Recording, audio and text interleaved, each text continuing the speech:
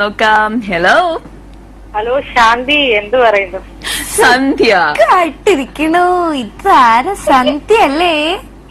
എന്നാ പറയുന്നു കുഞ്ഞെ? സുഖമായിട്ടിരിക്കണു കുഞ്ഞെ. എവിടുന്നാ കുഞ്ഞെ ഇപ്പൊ? ഇപ്പം വീട്ടിലാ. ആണോ? ആ ഇന്ന് വേറെ ഒരു പ്രോഗ്രാം ഒന്നും ഇല്ല അല്ലേ? വീട്ടിൽ തന്നെയാണ്.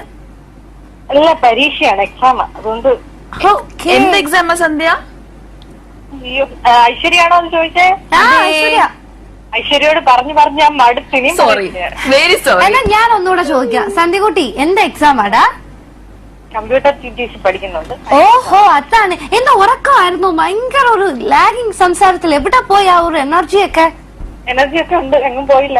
എങ്ങും പോയില്ല. ഉറച്ചു പറഞ്ഞു ഉച്ച സമയത്ത് ഇങ്ങനെ മടിച്ചായിട്ടിരിക്കാൻ പറ്റില്ല കേട്ടോ, സമ്മതിക്കില്ല. നാട്ടുകാർ ഓടിക്കുന്നു.